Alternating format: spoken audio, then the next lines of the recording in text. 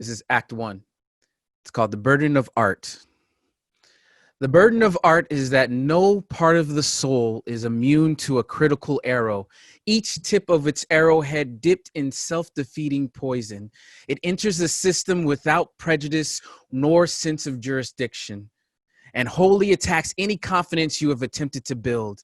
And what's worse yet is when no one fires at all. Your attempt at beauty and self-expression greeted with aggressive silence. An audience bearing witness to the nakedness of your spirit, staring, unimpressed, kind of like now because I can't hear you guys. The burden of the artist is to forget the ego, lose her number, break any dates that you have planned with her, for she will leave you at the altar the moment you most fall in love with yourself. Instead, fall in love with your journey as a creator and break the ego's heart.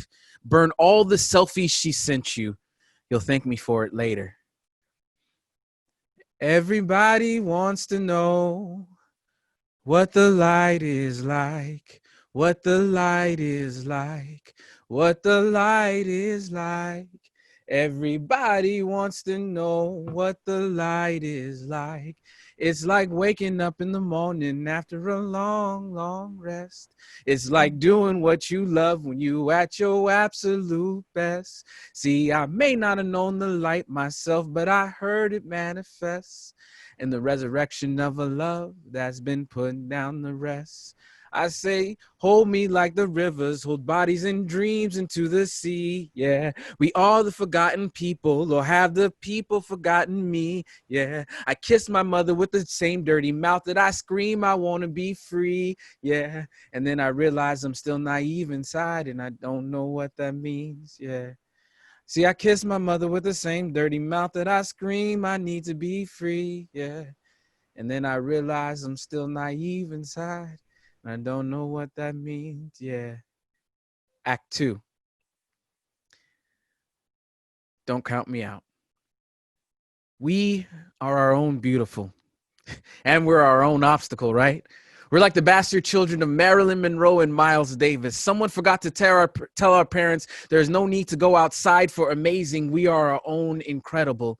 We've been taught the word vision incorrectly. Brookstone does not make the gadget that allows us to see beyond our eyelids. Every time we open them, it's this world that leaves us blinded. A homeless man right here in downtown San Diego showed me his broken smile and his signage. I'm embarrassed. It takes cardboard and liquored breath to remind me of my kindness. I often walk when flying is always an option in the store. Insecurity is always on sale, so often I ignore the cans of courage. Check your mail. You will always get the life your thoughts subscribe to. If at this moment you're feeling lost, I know the feeling, San Diego Writers Fest. Join me or I will find you. We will be both truth and contradiction. We will dub ourselves the Lonely Army. War is always internal. Death is a make-believe word written inside the devil's journal, but there's only one way of getting a halo, and it ain't by playing Halo. Believe me, I've tried. It's never been popular to talk about your spiritual life or even mention the name Jesus Christ, but we all know what happens to the cool kids after high school when they have to finally face life. Start the stopwatch app on your phone right now. I want to see how fast I can run away from my problems, but excuse me for going on my usual track because I keep coming back around to them. Maybe my plan isn't working. We are nothing what we promised ourselves we'd be. Who's been messing with my mirror? I want my reflection bright like the summer. I want you to respect the words, not the image. Forget the gimmicks. Do I move you? I have no magic tricks except that I am breathing. If you want special effects beyond that, you may be looking for poetry, Disney. I am simply complicated. I am hope exaggerated. I am God's love animated. I am humble. I am an a-hole. Welcome to my world. I'm glad you made it. Who am I in your adventure? Are you living an adventure or is your drama boring? Understand you cannot both fight for the people and for your own glory. You're serving 8 different masters and none of them like you. They'll show a commercial for Jenny Craig right after the one from Carl's Jr. just to spite you. I'm yelling because I have so much inside of me. Why aren't you saying anything? Your silence is scary. Seriously, your silence is making me afraid. Are you waiting for the future to change? Sir, ma'am, honey, sweetheart, the future is always one day away. And today, You have things to write. You have stuff to do. Promise me you'll be beautiful this afternoon. Resist the urge to be ordinary, to dream ordinary. There is nothing on TV more valuable than living. Fix something that needs healing, even if you start with yourself. Correction, fix something that needs healing, especially if you have to start with yourself. A lot of people are calling in to vote for their favorite American Idol, but I'm calling on you. I'm calling on you, you right there on the left corner, calling on you, because a lot of good people need good help. Listen, I was watching this YouTube video the other day. You can look it up. It's called How to Disappear in America. And it was speaking about people who unsuccessfully try to fake their own death. And I realized that the same title, How to Disappear in America, can easily be applied to people who exist sitting through their life, afraid to live. Keep living, keep writing. Keep striving. I love you. Act 3, joy. I believe in joy. I believe in joy. I believe in joy like my mother believes that prayer is the strongest armor a person can put on.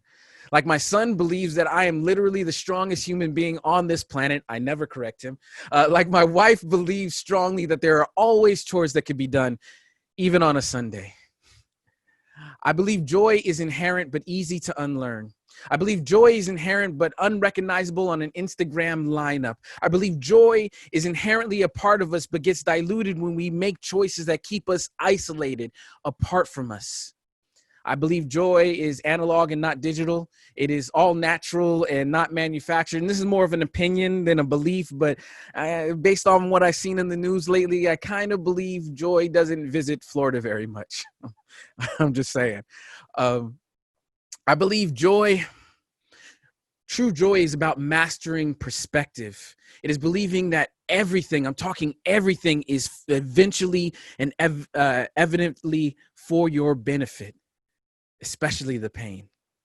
I believe joy is a horizon and is always beautiful and distant when you look outside of yourself for it, until that moment that you realize that you are in that, you look down and you look and you are part of that same sunset, and that there's someone out there looking at you in their own horizon, both of you silhouettes in your own pink and purple dusk, saying to yourself, I want what they have. There's my joy.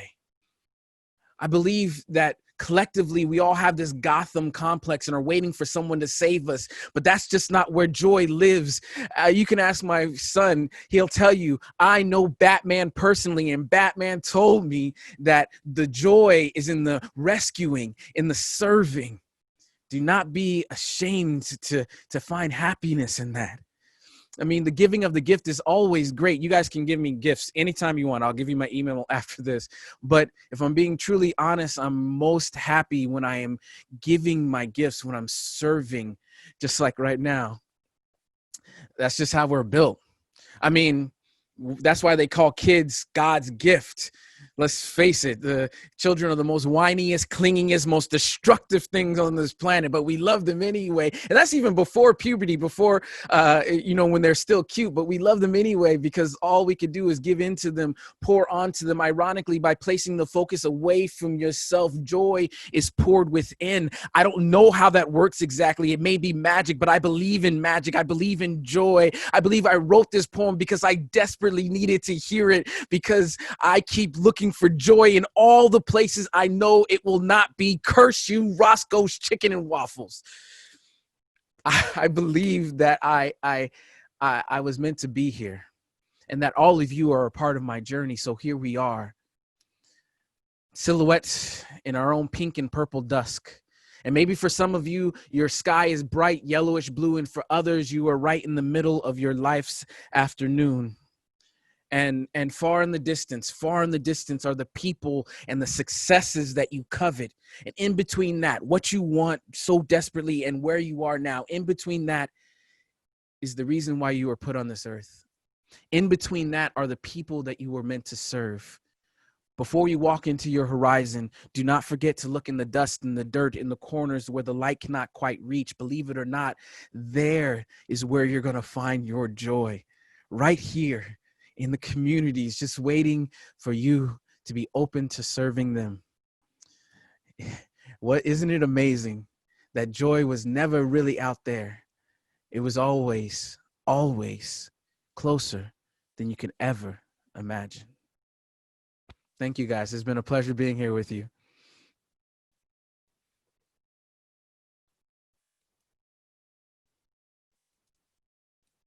That was awesome, Gill. Thank you so much. Yeah. That was amazing. You always just light us up and bring me to tears. And oh my God, you sing? A little bit. You don't just sing, you sing beautifully. Like literally tears came to my eyes. I was just like, wow. Thank you. That was really cool. Marnie. You have this light within you, and Totally. You share it, and as I've listened to your poetry over the few weeks, I realize so much of it is about that one sentence that you repeat about, I so often walk when I can always fly. And you're empowering us to believe in ourselves, and also Roscoe's Chicken and Waffles. You brought that up. Right. I was like, damn. Man, they were going to have one here in San Diego, and then they decided not to. How could they not do that? Yeah, it was going to be in Barrio Logan. They even had a sign up, home of the future Roscoe's, and that would have been it would have been a blessing and a curse. Absolutely. But I want to thank you for embodying that sense of self-empowerment and hope. And I want to ask you, I know that you have a couple of events coming up. Can you tell us a little bit about your TEDx event? Oh, yes. So for TEDx, I'll be hosting and moderating, and then we're going to be premiering a spoken word video that I did with Lee Coulter, who's this amazing Australian singer that's here in San Diego. But for the rest of the days, I'm going to be hosting and moderating. We have some amazing speakers really talking about some of the same things that I'm talking about. One that I'm really excited about is Dr. Edith Eva Eger, who is I love her. Yeah.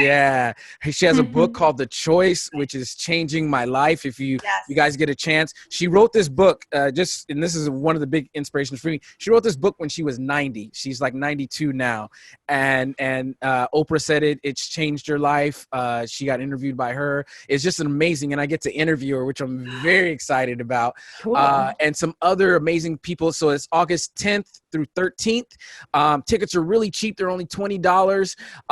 And you can go to TEDxSanDiego.com and find out all the information. Excited about that. I'm also excited about, I'm going to be hosting a poetry show. I'm not going to go into too much details, but it's sponsored through the Old Globe. It'll be on Facebook Live. It'll be free. It'll be interactive. And I get to interview some of my favorite poets throughout the world. So this is going to be really, I'm bringing them all to San Diego virtually, and getting you guys to write and helping you guys with your writing and talking about style and storytelling through poetry.